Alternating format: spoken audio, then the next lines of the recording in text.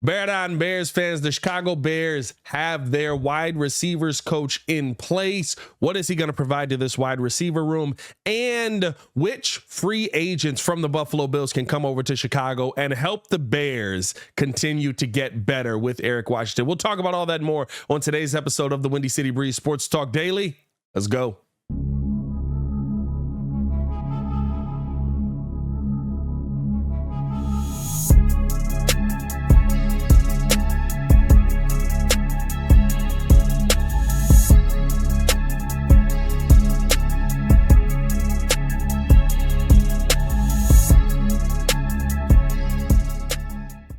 Now, if you are new to the channel, please hit that like button. Please subscribe to the page. We do talk Chicago sports daily on this channel. It's the only channel to talk Chicago sports, how Chicago talk. So make sure that you get in tune with us, man. Shout out to everybody who subscribed yesterday, by the way. We came up like 200 something subs, man. Appreciate you guys for showing love. Welcome to the family. Glad to have you here. The Chicago Bears go out and they hire Chris Beatty as their new wide receivers coach. This is interesting on a couple of fronts after making the change from Tyke Tolbert, because not to say Tyke was bad, right? But the wide receiver room hasn't seen a lot of development and production over the last couple of years outside of DJ Moore. Is that on the quarterback? Is that on the receivers coach? Is that on the offensive coordinator putting people in the right position? More than likely, it's a combination of all three. But interesting to see that the Bears are going to bring in Chris Beatty now. Chris Beatty coming from the time with the Chargers where Mike Williams was able to reach a career high in receiving with Beatty as his coach, and Keenan Allen had two 1,100-yard plus reception seasons. When that wide receiver room was healthy, you knew what you were going to be able to get out of those guys. Very intrigued by that. Also, some of the development we saw with Quentin Johnston. Yes, there were the drops there, but he got better as the year went on, right? And yes, the different quarterback, all of that, but still got better as the year went on. And really intriguing to see kind of what he's going to be able to bring here. I think the interesting thing about Chris Beatty right now is the fact that he's already worked with DJ Moore. He's somebody who helped prepare him for the draft combine. He's somebody who helped get him ready to go in college. He was a coach for him in college as well at Maryland. And he has coached some really interesting names at Maryland. Courtney Cronin put this list out over on her Twitter, right? He's worked with Percy Harving in high school, Tavon Austin, Will Johnson, Stedman Bailey, Jonathan Krause, Jordan Matthews, Jared Adaribis. I don't know about that last one there, Courtney. Shout out to them, though. I think a little bit of time as well with Jordan Addison, if I'm not mistaken, on that as well. So some really notable guys who he's been able to coach.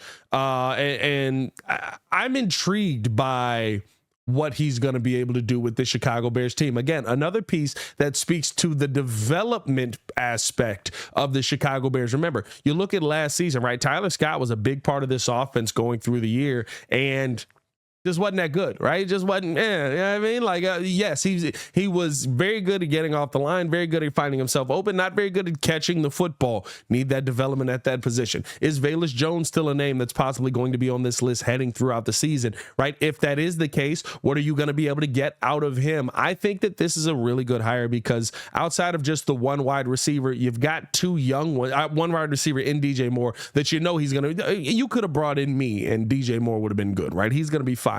But you look at the other side of this, who's going to be the other receiver on this team that's going to be elite? Is it going to be, do you bring back Darnell Mooney maybe? What are you going to do in free agency? Are you going to go out and sign somebody that you may need to help develop a little bit more? Tyler Scott's on this team, young guy. He's going to have to develop. I think no matter what, you're coming out of this draft with a possible wide receiver in the first round. That means MHJ and or Rome Odunze. Are either of them going to be there for the picking for you? I think that those are two guys that are still going to need NFL development when they get there. It's not get here. It's not to say they're not going to be able to walk in the door and be able to light things up, but there's still guys that are going to need to be developed as well when they get into the league to prepare them for what's happening here. I'm excited by the fact that you went out and got a guy that I believe is really good at getting the best out of wide receivers. Again, like I said, speaking of that development, seems like this has been the theme with Shane Waldron coming here, the theme with Chris Beatty coming here, and of course the theme with Eric Washington, who I want to talk with you guys about as well. Let me know how you guys feel though about Chris Beatty being the hire here in the comments below. Do you feel like this is a good move for the Chicago Bears? Let me know. I'll be down there talking with you as well. Now I want to talk about Eric Washington and some of the names that could come along with him. We talked about Shane Waldron yesterday and some of the guys that could come along with him, right? Guys who could be in the building, but who's coming with Eric Washington? Who do the Bears have a shot at if they really wanted to go after somebody on that defensive side of the ball? And I'll be honest with you, you could fix your entire defense with the free agents that Buffalo has available right now. And there's a couple of guys that I think stand out to me most that I think would be intriguing here in Chicago, but also guys who aren't on the defense, both of those guys, right, on the defensive line, I think that they'd be interesting here. Names that I would love to see the Bears go out and get to add to this team, depending on what you do in the draft. But also another position of need that the Bears are going to have that doesn't have to do with the defensive line. And so is Eric Washington going to be able to convince somebody like that to come over here? The number one name for me right now, I'd say you got to be looking at AJ Epinesa, right? Epinesa has been somebody who has been continually consistent over the last couple of years. Just a guy who you know is going to end up being able to get sacks, ends up with a couple of picks last season as well. He's a name to me that would be very intriguing here on this Chicago Bears team because 6.5 sacks, being able to pair him up sitting across from Montez Sweat, I think that would be something that you could make a deadly combo out of. 25 years old for AJ Epinesa right now. And I think that's the other thing too, right? Getting young pieces in here. He's coming off of a small deal, right? Small time deal, small money deal, just $1.4 million last year. He's going to be looking for a little bit of a pay upgrade. Maybe you can get him in here at a little bit cheaper price, but maybe not, right? Because I think the one part that might be tough on this is at the same time that AJ Epinesa is available, Leonard Floyd is available as well now. Who is also a free agent. Leonard Floyd coming off of a pretty good year here with the Bills with 10.5 sacks. Could he be somebody, reuniting with Leonard Floyd here in Chicago, who's now 31 years old? I'd say that he's one of those players that you look at as a guy that you need to be the other guy. Can he be the other guy? I think in Chicago, coming back now with Sweat in the building, yeah, he could. And I know he's a 3-4 guy. He's a guy that you don't expect to really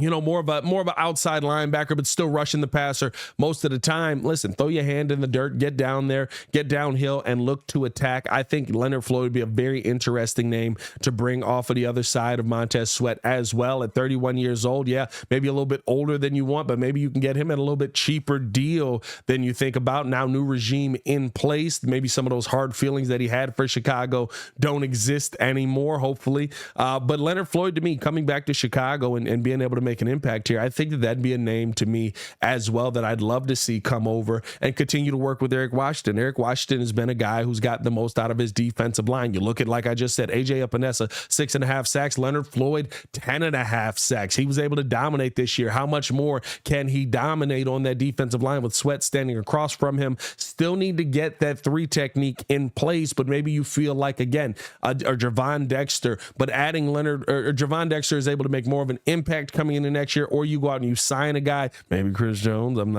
just saying there's a lot of money there, but Chris Jones worth every single penny of that money. But at the end of the day, right, like now you're talking about, okay, we're going out and we're signing veteran guys who are going to make an impact quickly on this team. I'd be intrigued to see what Leonard Floyd could bring back to Chicago. I think that he'd be one of those guys who, not to say he cares about finishing off his story where he started and stuff like that. He's got a Super Bowl ring. He's a guy that's gone out and done it, had a heck of a career literally since the second that he has left Chicago. But I think the defensive line is also having a different makeup here as well. Right now, you've got Leonard Floyd not with just Khalil Mack and Akeem Hicks here, and in a 3-4 defense, you're coming back in a 4-3. There's going to be more opportunity for the edges to make plays. Now you got Sweat on one side, Floyd on the other. He would be another player that I think the Bears could really look at to see if they could get some good production out of him, and he'd be a free agent that I wouldn't mind signing. I think money-wise, you wouldn't be looking to break the bank for Leonard Floyd,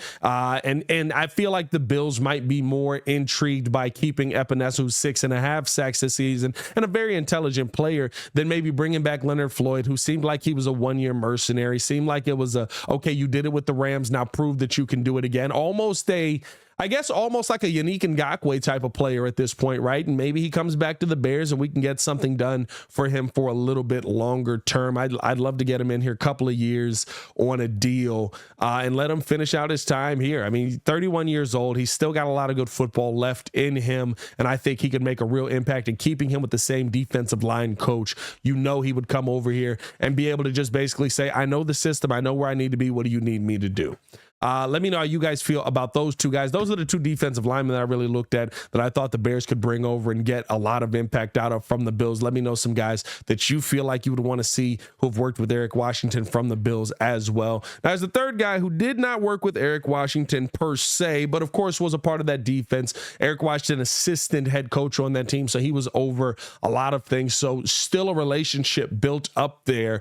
And in a year where we're probably going to get rid of Eddie Jackson, would you take a flyer on Micah Hyde? Not for the reason that you think, though, right? Micah Hyde, to me, starting to be on the downtrend of his career. 33 years old, no surprise there. Not the same player that he once was. Love the player that he can be.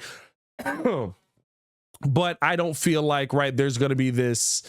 There's not a super expectation for me with a Micah Hyde coming in. I'm not expecting him to be the 5 interception guy that he was a couple of years ago anymore. I'd like for him to be maybe the 2 interception guy that he was this season. But the thing about Micah Hyde is still very sound in technique, still very sound in fundamentals. And the part that I love is if you're moving on from Bojack, who, yeah, Bojack a little long in the tooth now, injuries have caught up to him, a lot of issues with that, fine.